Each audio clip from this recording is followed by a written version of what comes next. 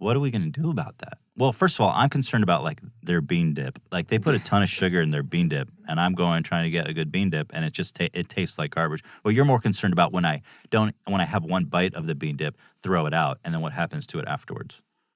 I think I'm concerned. I think other people are more concerned than me, and I'm glad for that. Now, I'm always wondering, like, we as humans and as a society, are we naturally going towards the solution, or are we going more into the problem?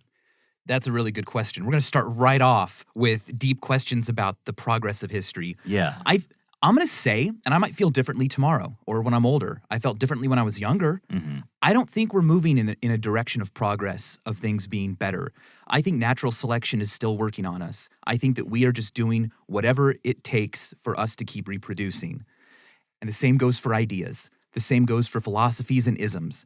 Sometimes I can't decide if particular strategies are like actual concepts that our smart brains came up with, or if it's just us behaving in ways that animals do. But since we have this concept of the future and the deep future, we can think, oh, no, it's not just territorialism, it's nationalism. Right. Or it's not just instinct, it's like a thought out philosophy. We have a clever way of explaining our stupid behavior as like, we're humans and we have nations. We're not just like gorillas who like these two space between these two trees. Yeah, but what's the difference? Yeah, there's not much of a difference. Nobody wants war.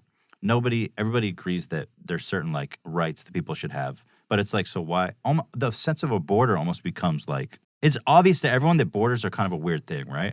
Borders are weird from one perspective, but they're also, I just think at this moment, they're what has worked. They have, in many ways, they're the reason our species is still thriving here on this planet. And I only say that because we are still thriving on this planet. Yeah, we're doing pretty good. We didn't have borders forever. Look at, I don't really know how borders worked for, say, the Native Americans. I know they that probably had territory. such things existed, yeah. I was going to say, I may not be here. Without the border well, you know of Israel. what Robert Frost says? Good neighbors or good walls make good neighbors.